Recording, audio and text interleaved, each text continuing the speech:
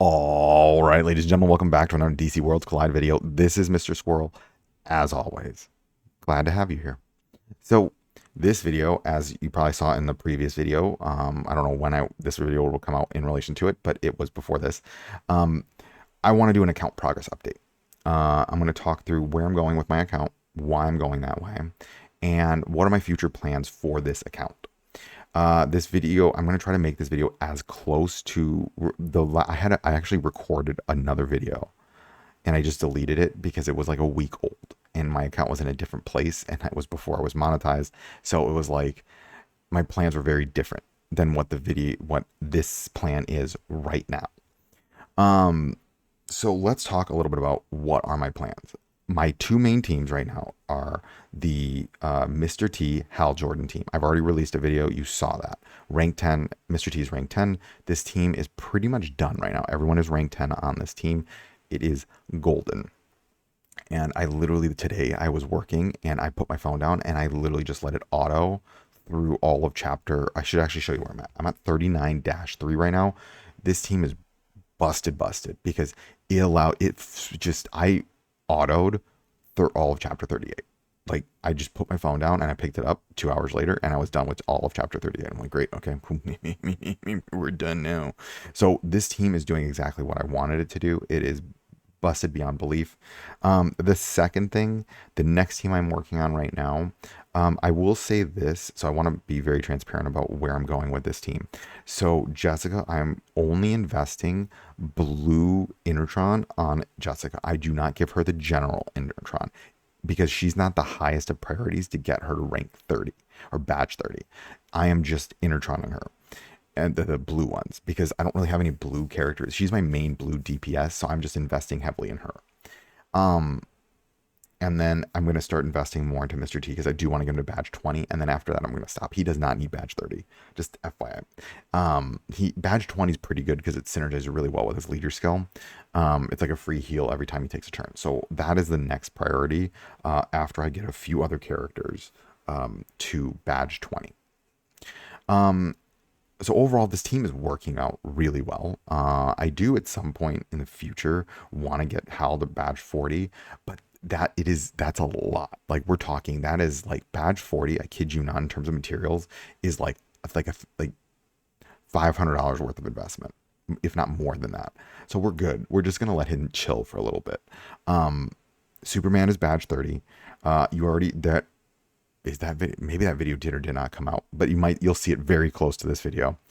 Guy is badge 30. Just badge 25, and then Mr. Jeffrey badge 10.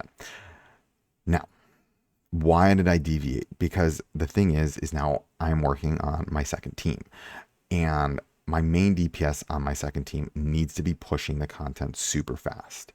And the second team, what is my second team? As you've already probably seen, rank 10 block video. My second team is block. Now, here, Deathstroke I'm super close to getting him to badge 25. His badge 30 is like an enormous buff to his damage. It pretty much removes the damage. It removes the negative 40 damage, the minus 40 attack damage from his basic. So he's going to go back to doing nutso butso damage in his basic attacks. Especially since he's always pretty much on my team. His ult is always up. So I'm investing heavily in him to get him to badge 30. Then I stop. And then I'm going to go to badge 30 with Ocean Master. My next priority right now, I can actually build him up pretty soon, is going to be badge 20 Nightwing. I need Nightwing to get to badge 20 because he gets these like really nice buffs that make it so that it'll be easier for him to potentially stun longer. I do want him at badge 20. He's the next priority for badge 20. And then I will say this, Bloodsport is just kind of there. I'm going to be honest with you, on my block team, he's kind of like, he's good because he's got high block chance, so he just keeps proccing those blocks, which makes the team overall better. But I have if he doesn't get buffed and they release another attacker, he will be the first replaced. I'm just flat out honest with y'all. He's good, but he's not, he's there because I don't have any better options for block damage. And he's just the high block chance means that it contributes more and more to the team's blocking and the healing and the yada yada yada. Now the other thing I want to note, because I'm in a weird spot with my legendaries, because when you get your legendaries to 10, the only way to rank them up is to get dupes of them. They no longer need elites. It is just them, which is a lot. And you do eventually want to get your characters like to rank 15 because those are really big stat bonuses.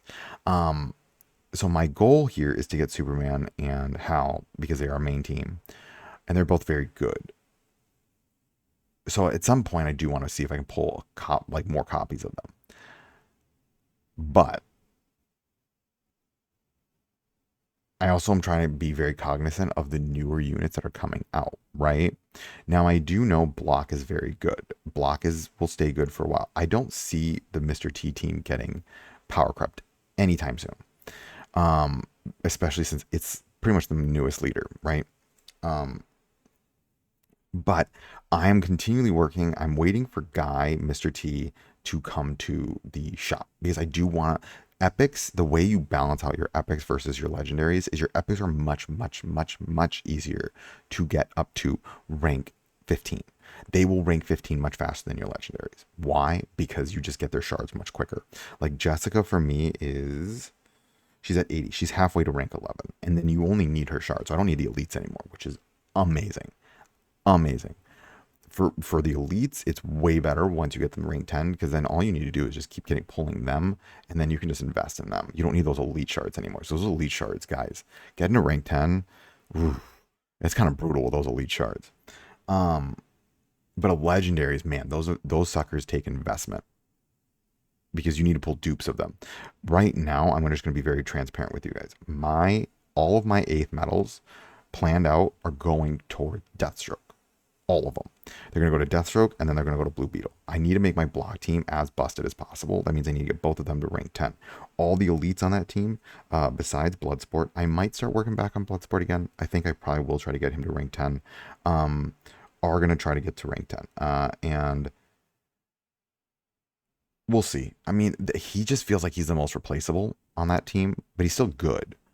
He's not bad by any means. He's just not like anything super duper insane, right? He is definitely the weakest link on the team. I will just say that.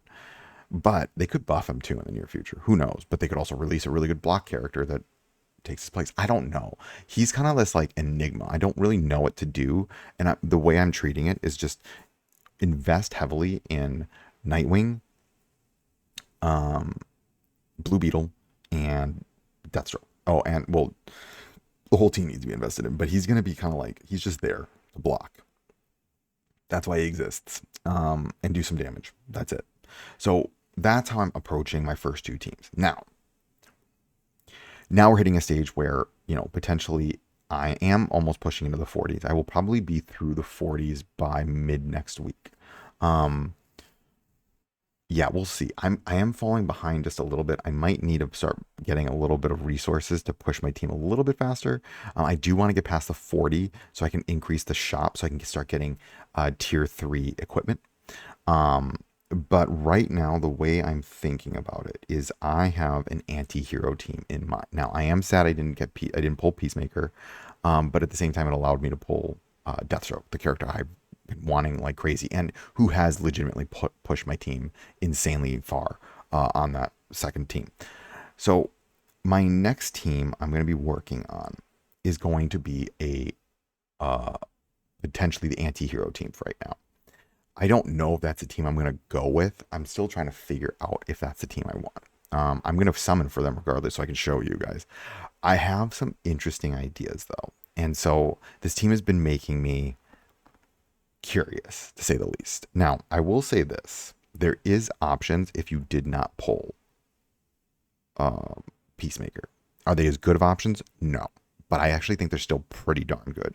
I will say as a main tank, Grodd can operate and sub his place. There's a reason why Grodd is very good on the anti-hero team. While he's not an anti-hero himself, his basic inflicts armor break.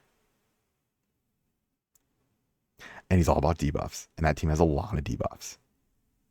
So that just means for the first 2 rounds, Grodd will be indestructible and can allow your team to build up. Because that team is about like sustainment. And granted, do I think Peacemaker is the best person for the anti-hero team? 100%. There's another character that I think is actually quite interesting on the anti-hero team, and I'm kind of looking forward to, and that's actually Red Hood. Because when Red Hood dies, the first time he will revive in 2 turns. When he revives, he uses his ult on the person that killed him, which is most likely a DPS. So you let him die early in the fight, comes back, does his ult. Just free ult. And then you just have a tank backing up. Now, here's my thought process on the team. And this is why I was like, I don't know. Like the thing was, is I liked Peacemaker. I think he's a very good character, and I think he is the best in slot character for the anti-hero team. However, there's a lot of other characters that can take his place. Will they do everything that he's doing? No. But I do think that they're still quite as good. They're still like they're tiers below him on that team, but they're still very good. And they are replacements. And that's going to be Red Hood. And that is also going to be now, hear me out on this. Red Hood could take the place. We don't know how they're going to buff Phosphorus. Phosphorus is both a damage character, but he also wants to be a tank, which is this passive right here with increased reflect. I'm very, very, very, very curious if they buff him to be a frontline character. I'm hoping they give him some level of frontline tanking, because then on the anti-hero team, he can take the place of Peacemaker and be that tank that you're looking for, right? That's what my thought process is. I'm very curious about him. Now, I'm hoping they do something like that. The other character that I want to go over, who I'm very, because she is an anti-hero and she's doing things that synergize insanely well with both with Peacemaker. I will tell you what I think the best anti-hero team is going to be. And unfortunately, I can't build that one, but I can build versions of it, is because her ult gives everyone hard hit and it has everyone attack. The anti-hero team is more of a team that when you look at Judo Master, his rank 3 is going to be when someone ults, everyone on your team will attack that person. Bride, everyone attacks that person. Judo Master also gives hard hit. She gives hard hit. Your team's like non-ults are hard hit is just increasing non-ult damage. Your team's basics are going to be brutal, to say the least. So I have this like really interesting idea of this like almost undead team where you have like Red Hood main tank and Bride back tank. Weasel, the reason I like Weasel on this team, maybe it's also, maybe they might do some really crazy tanking thing with then I would replace Red Hood with Phosphorus and like a crazy tanking thing with Phosphorus. If they do that, then Phosphorus becomes the main tank. And Weasel has this wonderful interaction with what's her name? Bride, because he can trigger Bride's passive because he'll attack someone with his advanced attack, one of his teammates. When he attacks one of his teammates, she's getting recuperate. If she gets attacked by her own teammate or has her HP sacrifice, she gets some of that HP back, and then she gets recuperate and a lot of other things. So I say all of these things because I think there's just this really cool synergy about to trigger once Judo Master comes out. And there's so many possibilities. So I'm really curious about this anti-hero team. Oh, I went too far. And so I'm going to run the anti-hero team as potentially my third team. But at the same time, do I think you should do it? I don't know. I'm just so curious about anti-heroes. I just think, if you have the creature commandos, there's some really cool stuff that's about to start, I think, dropping. It depends, though. We don't know if they're going to buff them into Sandy. If they don't buff them well, then my whole idea goes out the window. And it's just like, well, but if they buff them really well, if they do to them what they did to Superman, now we're talking. Also, I really do hope they make Phosphorus very good, because Phosphorus can make a burn / Mr. T team. And that could be cool. Now, the reason I'm curious about that is because, with the Lantern show coming out, I'm pretty sure the Lanterns are going to get moved.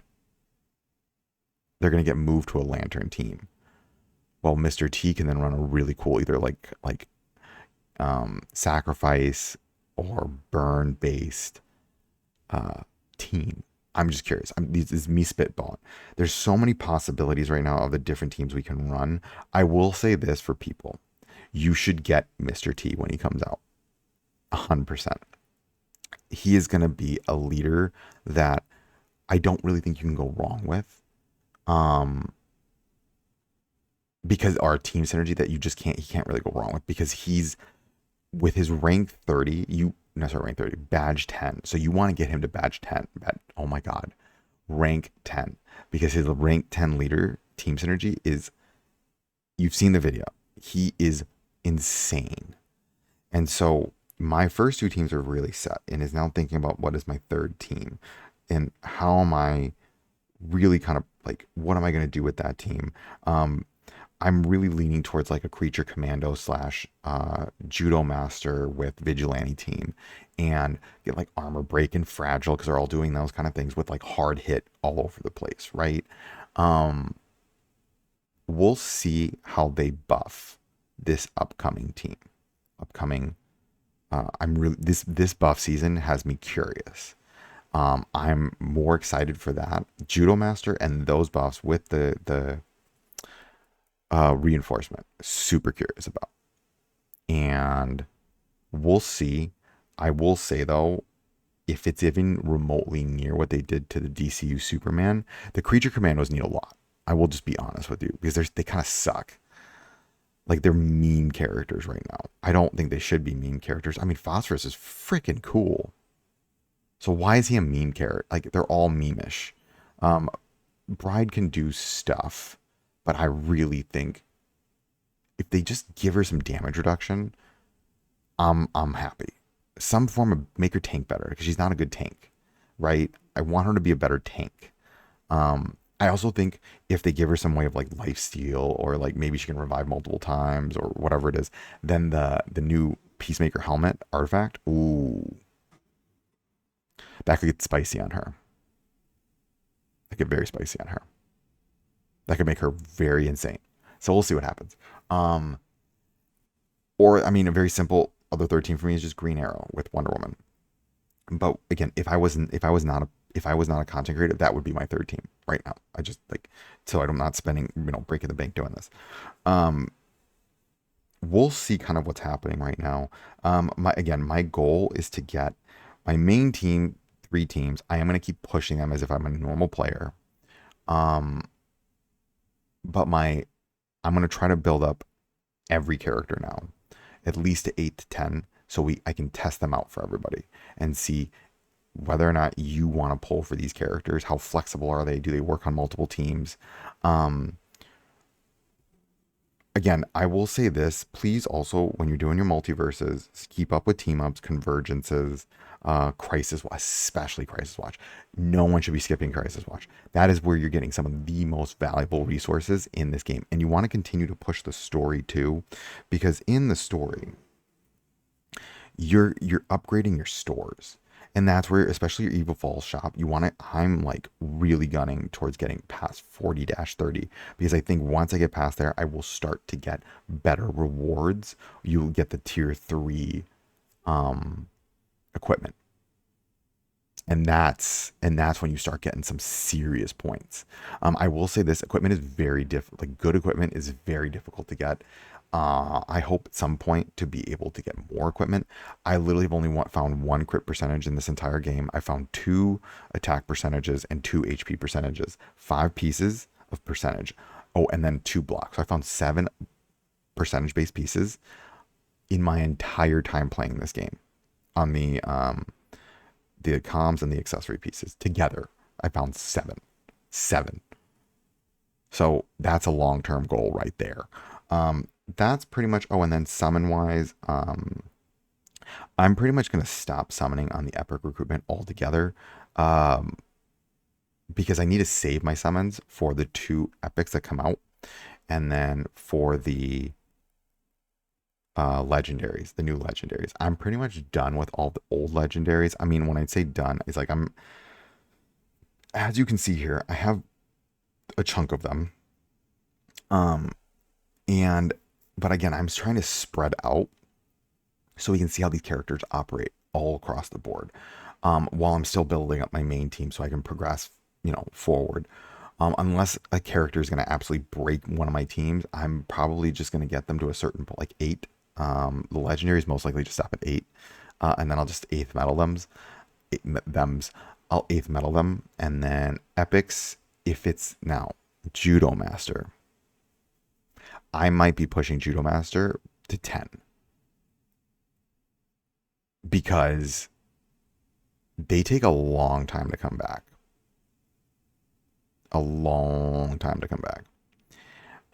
And as just a content creator, for the leader skills, the team synergies, that's not that no bueno if I need to wait that long, because then I'm like, well, I can't show this character at max team synergy. And this, again, I'm only, for me, saying this for the characters that are the team synergy leaders, because I've Block and Mr. T were broken at rank 3. I will tell you right now, you want to save for these leaders, because these leaders are what are going to break the game.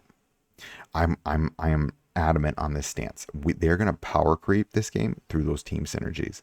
I'm going to make another team synergy video later. I'm waiting to make this team synergy video. I might make 2 versions of it. I have a theory. I'll work on one of them right now. We'll talk about it. I'll probably make the video shortly after this, because yeah, we'll talk. Moral of the story though, moving forward, I'm going to invest in the anti-hero team. I'm just trying to figure out how I'm gonna allocate my resources right now, because this is going to be a little brutal, because then we have another season coming out. I'm wondering if they're going to push. I think they're moving a little bit faster, and I will say this: they're going to do something for Halloween, because this season ends right around Halloween. And there's a lot of good DC characters that work well on Halloween. At the same time, we also know there's, Fire and Ice season at some point, which is, Killer Frost and Firestorm. I don't know, guys. There's so much stuff coming out, and that's what we know.